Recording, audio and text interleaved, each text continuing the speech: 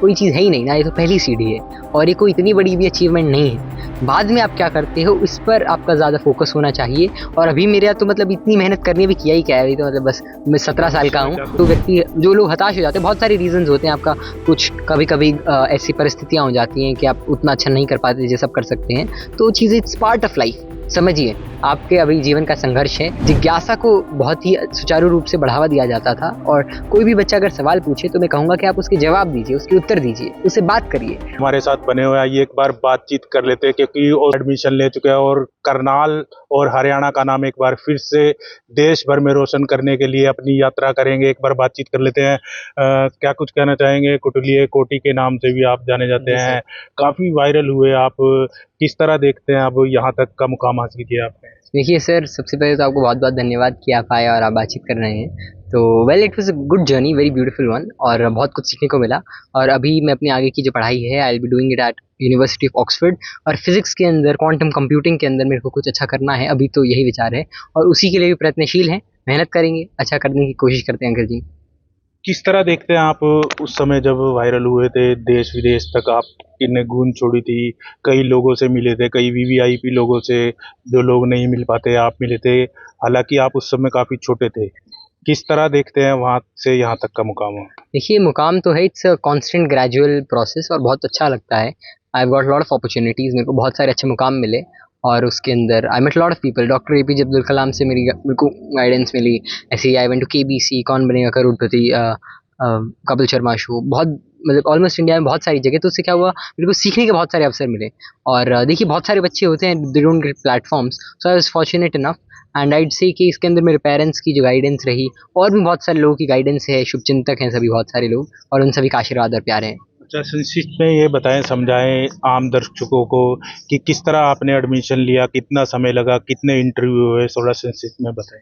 देखिए, अगर आप ऑक्सफोर्ड का स्पेसिफिक एडमिशन प्रोसेस जानना चाह रहे हैं तो मैं आपको बता देता हूँ। सबसे पहले आपको अपनी पर्सनल स्टेटमेंट्स और ये सारी चीज़ सबमिट करनी होती हैं, जिसके अंदर आपकी अभी तक की जितनी भी अचीवमेंट्स हैं, आपकी पूरी स्टोरी है, why you want do that, ये सारी चीज़ें होती हैं। इसके अलावा आपके लेटर ऑफ रिकमेंडेशंस होते हैं, आपकी academic, non academic, extra curricular, को करिकुलर सारी चीज़ें।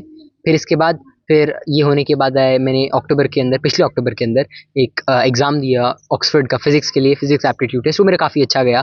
उसके बाद I got selected for an interview. फिर 3 इंटरव्यूज़ हुए और तीनों मेरे काफ़ी अच्छे गए। उसके अंदर कॉन्सेप्चुअल क्लैरिटी जो होती है फिजिक्स की, उसके ऊपर प्राइमरली वो इंटरव्यूज़ बेस्ड थे। So I did them pretty well. तो उसके बाद फिर I got a conditional letter, और फिर उसकी कंडीशंस जो भी होती हैं आईएलटीएस की और ग्रेड्स वगैरह की, वो मेरी काफ़ी ईजिली हो गई। तो फिर I got un unconditional letter. आप जैसे और हजारों लाखों बच्चे होंगे जिनका सपना होगा उसको यूनिवर्सिटी में, बहुत कम लोग होते हैं जिन्हें ऐसा अवसर मिलता है, लेकिन कुछ बच्चे ऐसे हैं जो एग्ज़ाम में फेल वगैरह होने के कारण मन छोटा कर लेते हैं, गलत कदम उठा लेते हैं, उनके लिए कोई संदेश?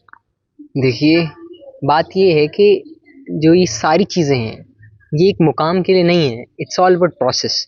मतलब मेरे मन में क्लैरिटी थी कि अगर ऑक्सफोर्ड या किसी कहीं भी अच्छी जगह जहाँ मैं सोच रहा हूँ वहाँ नहीं होगा, तो ऐसा नहीं कि वही हताश होना है, क्योंकि ये तो कोई चीज़ है ही नहीं ना, ये तो पहली सीढ़ी है और ये कोई इतनी बड़ी भी अचीवमेंट नहीं है।